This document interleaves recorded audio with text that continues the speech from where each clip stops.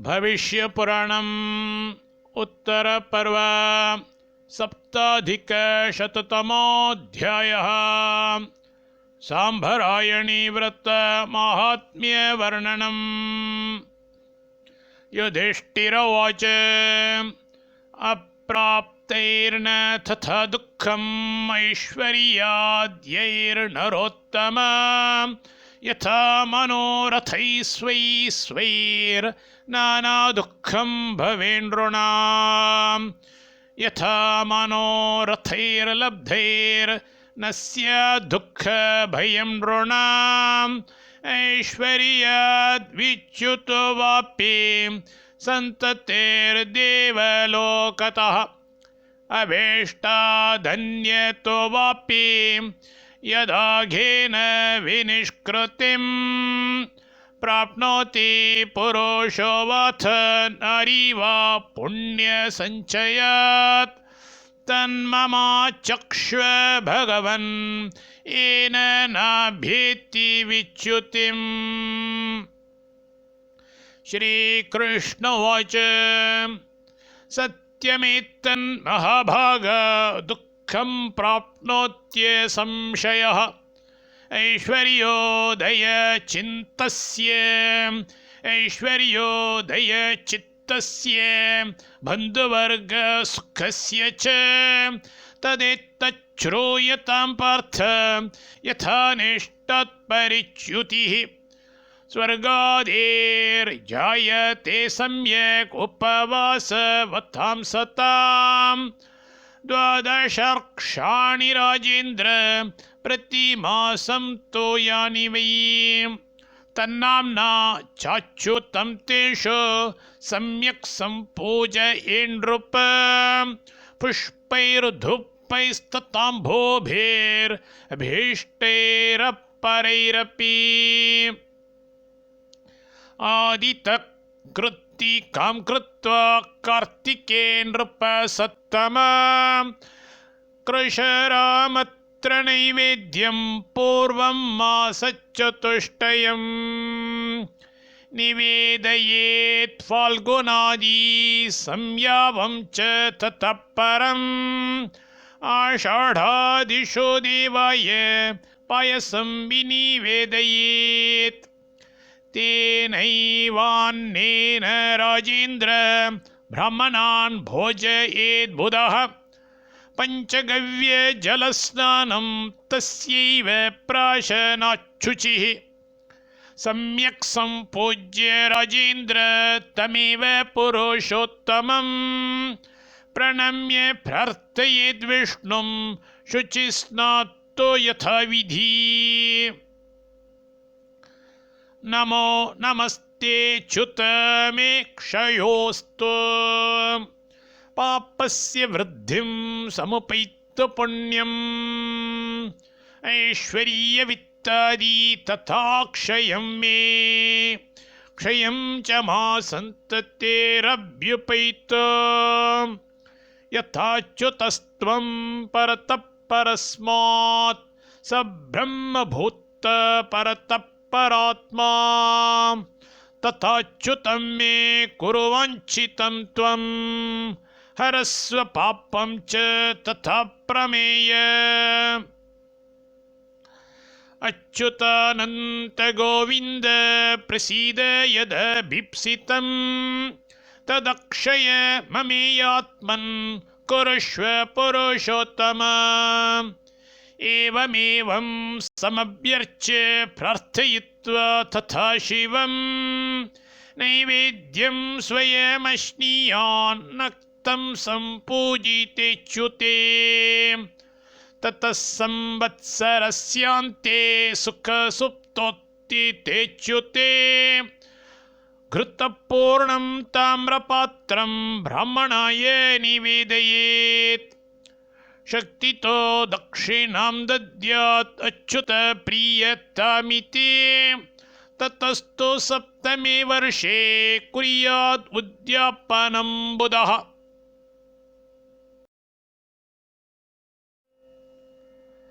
कार्याचैवाच्युतस्यार्च शक्त्या स्वर्णमयी नृप तदग्रे ब्राह्मणी स्थाप्य स्थवीरसाम्भरायणी महासती रौप्यमयी समानार्हा स देवता ततस्तौ पूजयित्वा च माल्यवस्त्रविलेपनैः मन्त्रेणानेन राजेन्द्र प्रणिपत्य विधानतः प्रतिवर्षं च दत्तं चेत् ताम्रं पात्रं द्विजातये तदेव हेलया दद्यात् स हिरण्याश्वसंयुतं गाश्च प्रदद्यात् सम्पूज्य सवत्सा कांस्यदोहनाः एकां वा शक्तितो दद्यात् भक्त्या तुष्यति केशवः घटा सत्पात्रनिर्दिष्टाः सान्नापूर्णजलोज्ज्वलाः चत्रोपानद्युगैः सार्धम् एवं दत्त्वा विसर्जयेत् शय्यां सत्तुलिकां दद्यात् गृहं चोपस्करैः सह श्रिया च सह विष्णुं च पूजयेत् भूषयेत् प्रभुं वस्त्रैराभरणैश्चैव प्रणिपत्य क्षमापयेत् कृतेनानेन राजेन्द्र च्युतिं नाप्नोति मानवः सन्तते स्वर्गवित्तादेरैश्वर्यस्य तथैव च यद्भावी मथमन्यच्च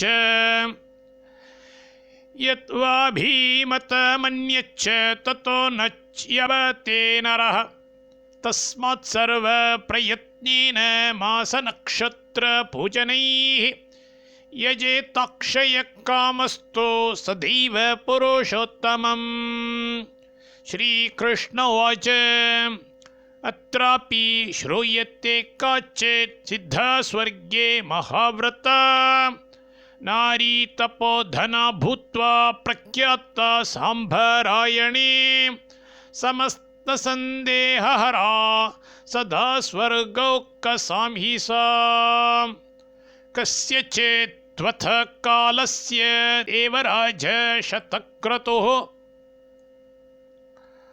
पूर्वेन्द्रचरितं राजन् पप्रच्छेदं बृहस्पतिम् पूर्वेन्द्रात् परतः पूर्वे ये बभूवो सुरेश्वराः तेषां चरितमिच्छामि श्रोतुमङ्गिरसाम्बर एवमुक्तस्तदा तेन देवेन्द्रेणामलद्युतिः प्राहद्धर्मभृतां श्रेष्ठः परमर्षिर्बृहस्पतिः नाहं चिरन्तनान्वेद्मि देवराज सुरेश्वरान् आत्मनः समकालीनम् अवेहि च सुरेश्वर ततः पप्रच्छ देवेन्द्रः कोऽस्माभिर्मुनिपुङ्गवः प्रष्टव्योऽत्र महाभाग कृतादेवसतिर्दिवि बृहस्पतेश्चिरं ध्यात्वा ततः प्राह शचीपतिं तपस्विनीं महाभागां पृच्छैतां साम्भरायणीम् इत्युक्तस्तेन देवेन्द्रः कौतूहलसमन्वितः ययो यत्र महाभागा सम्यगास्ते तपस्विनी सा तौ दृष्ट्वा समायान्तो देवराज बृहस्पते सम्यक् अर्घ्येन सम्पूज्य प्रणिपत्याः सुव्रता नमोऽस्तु देवराजाय तथैवाङ्गिरसे नमः।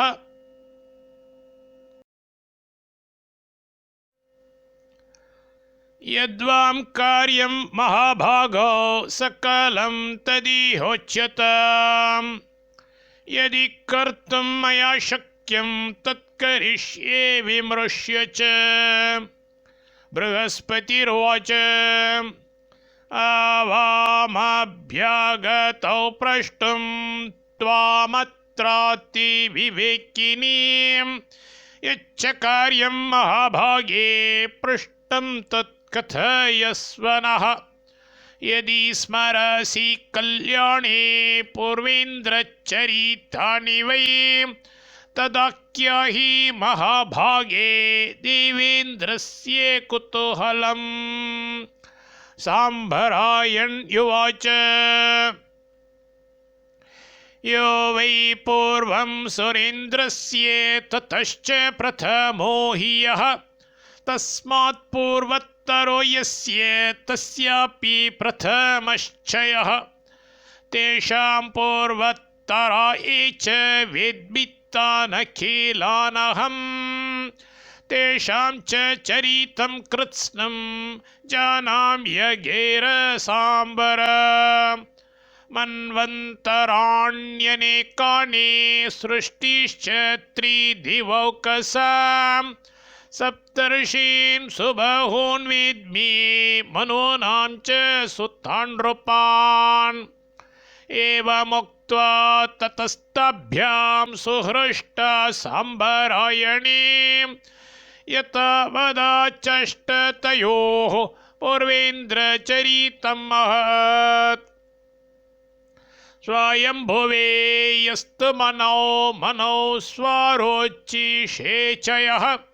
उत्तमे तमसि चैव रैवते चक्षुषे तथा ये बभूवुर्हि देवेन्द्रास्तस्य तस्य तपस्विने तदा जगादचरितं यथावत् साम्बरायणी कथयामास चाश्चर्यं तच्चापि कथयामि ते शङ्कुकर्णस्तदा दैत्यो बभूवात्यन्तदुर्जयः स लोकपालान् समरे विजित्य सह दैवतैः इन्द्रस्य साध्यभवनं प्रविवेश सुनिर्भयः तं दृष्ट्वा सहसा प्राप्तं शक्रशय्यातले लुठत् जुगोप सहसात्मानं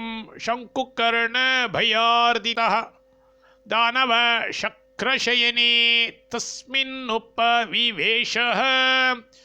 इन्द्राण्यपि तथा भीता गता वाचस्पतेर्गृहम् अथ देवा समाजग्मुर्भयाद्द्रष्टुं सुरद्विषम् आसीनं शक्रशयने प्रणिपातपुरःसराः वासुदेवोऽपि तत्रागात् तं द्रष्टुं देवकण्टकम् दृष्ट्वा कृष्णमनुप्राप्तं दानवप्राहर्षितः धन्योऽहं कृतकृत्योऽहं यस्य मे गरुडध्वजः शक्रशय्यासनस्थस्य द्रष्टुमभ्येति केशवः ततः करे समालम्ब्य शयनाभ्याशमानयत् चकार कण्ठग्रहणं बान्धवस्येव हर्षित ततः कृष्णस्तु सहसा गृह्य दोर्भ्यां शनैः पीडयामास विहसन् नन्दं तं भैरवाण्ड्रवान् ममार दानवेन्द्रोऽसौ बलाद् भग्नास्ति पञ्जरः निर्जगाम ततः शक्रः शय्यामूलाद् वाक्चिराः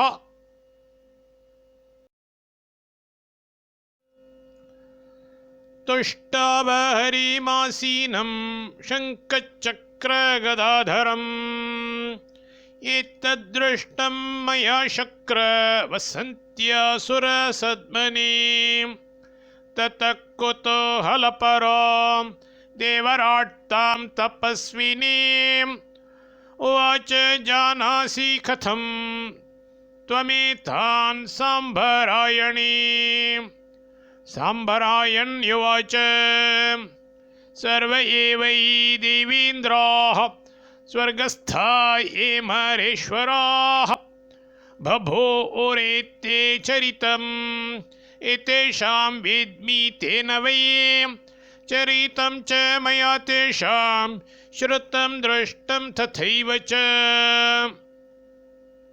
इन्द्र उवाच किं कृतं वद धर्मज्ञे त्वया एनेयमक्षया स्वर्लोके वसति प्राप्ता यथा नान्येन केनचित् अहो सर्वव्रतानां तु ह्युपोषितमथाद्भुतं प्रधानतरमत्यन्तं स्वर्गवासप्रदं मतम् एवमुक्ता ततस्तेन दिवेन्द्रेण तपस्विनीं प्रत्युवाच महाभागा यथावत् साम्भरायणी मा सर्क्षे ह्यच्युतो देवः प्रतिमासं सुरेश्वर यथोक्तव्रतया सम्यक् 7 वर्षाणि पूजितः तस्येयं कर्मणो व्युष्टेरच्युताराधनस्य मे देवलोकाधिभिमता देवराज पदच्युतिः स्वर्गेन्द्रविभवैश्वर्यं सन्ततिं याति चाच्युतिं नरो वाञ्छति तेनेत्थं तोषणीयस्ततः प्रभुः एतत्ते पूर्वदेवेन्द्रचरितं सकलं मया स्वर्गवासाक्षयत्वं च मासर्क्षाच्युतपूजनात् यथावत् कथितं देव पृच्छतस्त्रिदशेश्वर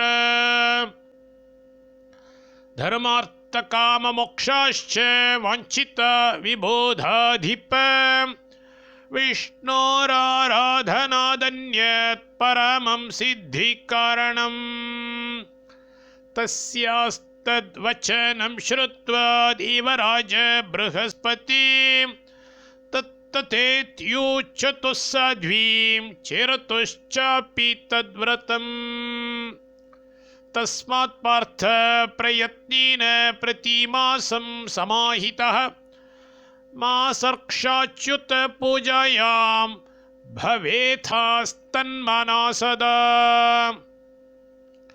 एसाम्भरायणि कथा चरितव्रतेऽस्मिन् वर्षाणि 7 विधिना सुधियो नयन्ति ते स्वगर्लोकमभिगम्य कृताधिवासाः कल्पयुतायुतशतैरपि नच्यवन्ते कल्पयुतायुतशतैरपि नच्यवन्ते इति श्रीभविष्ये महापुराण उत्तरपर्वणि श्रीकृष्णयुधिष्ठिरसंवादे सम्भरायणी व्रतवर्णनं नाम 7अधिकशततमोऽध्यायः।